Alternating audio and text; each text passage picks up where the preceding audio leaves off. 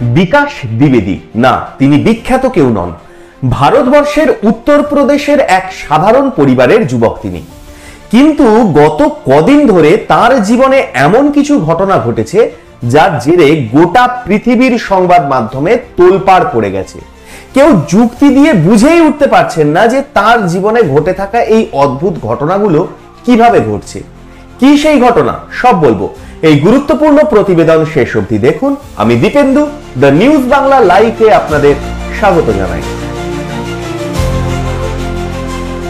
আপাতত এক আজব ঘটনার জেরে সংবাদ শিরোনামে উঠে এসেছে উত্তরপ্রদেশের ফতেপুর জেলার সোরা গ্রাম। এই গ্রামের সঙ্গে আবার যোগ রয়েছে দৌসা জেলার ধর্মীয় স্থান মেহান্দিপুর বালাজিরও। আসলে সোরা গ্রামের মালওয়া থানা এলাকার বাসিন্দা সুরেন্দ্র দ্বিবেদীর 24 বছর বয়সী পুত্র বিকাশ দ্বিবেদী ওরফে বেটুকে গত 40 দিনে মোট 7 বার সাপে কেটেছে। ইতিমধ্যেই আজব এই ঘটনার কথা জেনে গেছে সারা বিশ্ব। এমনকি বিকাশের দাবি সাপ নাকি তার স্বপ্নেও এসেছিল। এমনকি সাবধান করে বলেছে যে তাকে মোট 9 বার কামড়াবে। এই সমস্যার সমাধান খুঁজতে তান্ত্রিকের কাছে গিয়েছিলেন বিকাশ। শুধু তাই নয়, নিজের পরিবার এবং 11 জন আত্মীয়কে নিয়ে দৌসা জেলার মেহান্দিপুর বালাজিতে ধর্মীয় স্থান পরিদর্শন করতেও গিয়েছিলেন তিনি। এই কঠিন পরিস্থিতি থেকে মুক্তি পাওয়ার জন্য বালাজি মহারাজের কাছে প্রার্থনাও করেছেন। ওই ধর্মীয় স্থান পরিদর্শনে গিয়ে এক বিশ্রাম ঘরে বিশ্রাম নিচ্ছিলেন বিকাশ এবং তার পরিবারের সদস্যরা। যদিও কিছু বলার অবস্থায় ছিলেন না ওই যুবক, তবে সাপে কাটার চিহ্ন তার হাতে পায়ে স্পষ্টভাবে দেখা যাচ্ছে। এই পরিস্থিতিতে খানিক জোড়াজুড়ির পর ক্যামেরার সামনে কথা বলতে রাজি হন বিকাশ। ওই যুবকের কথায়, চিত্রকূট হনুমানজির দর্শন সেরে গত 30শে মে আমি গ্রামে এসেছিলাম। এই সময় গত 2রা জুন রাত 8টা নাগাদ শৌচাগারে যাওয়ার সময় আমাকে সাপে কাটে। এরপর আমার পরিবার আমায় তড়িঘড়ি নিকটবর্তী হাসপাতালে নিয়ে যায়। সেখানে আমি চিকিৎসায় সুস্থ হয়ে উঠি। এর পরের শনিবার অর্থাৎ গত 9ই জুন আবার আমায় সাপটা কামড়ায়। এই ঘটনায় আতঙ্কিত হয়ে পড়ে আমার পরিবার। এবারেও আমি প্রাণে বেঁচে যাই। বিকাশের দাবি, গত 16ই জুন অর্থাৎ শনিবার দংশন করার আগে সাপটা নাকি তার স্বপ্নে এসেছিল। এই সময় সাপটা তাকে সাবধান করে যে সে তাকে 9 বার কামড়াবে। এমনকি সাপটা এও জানায় যে সাপে কাটলেও 8 বার নাকি বেঁচে যাবেন বিকাশ, তবে 9ম বার তাকে আর বাঁচানো যাবে না। এমনটা বলার পরেই তৃতীয়বারের জন্য সাপে কাটে বিকাশকে। কি বললেন বিকাশ, শুনে নিন তার মুখেই। कहाँ से हैं आप? ग्राम सौरा पोस्ट मलवा जिला फतेहपुर। क्या मामला हो रहा है आपके साथ में? क्या घटना घटित हो रही है? 7 बार सांप काट चुका है। 7 बार सांप काटा? कहाँ काटा था और कैसे कब कब काटा था? 2 जून को पहले काटा, फिर उसके बाद में हर शनिवार और रविवार काट रहा था। अभी लास्ट वीक में बृहस्पतिवार को काटा है। तो ऐसा सुनने में आया कि सपने में आकर कुछ कह के गया था आपसे, कब क्या कहा था आपसे? सपने में आया था 3री बार में कि 9 बार काटेंगे।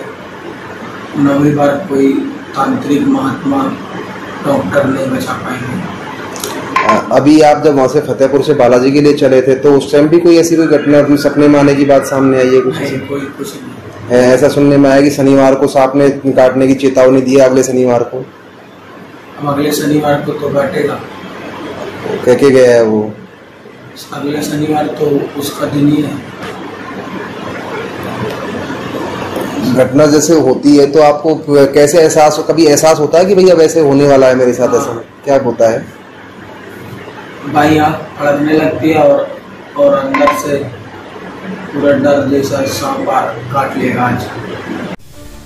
এই ঘটনার পরে ওই যুবক পরিবারের কাছে নিজের স্বপ্নের কথা জানান।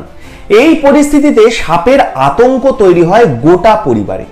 এরপরে 200 কিলোমিটার দূরে ফতেপুরে বিকাশকে তার মাসির কাছে থাকার জন্য পাঠানো হয়। কিন্তু সাপটা সেখানেও তার পিছু ছাড়েনি।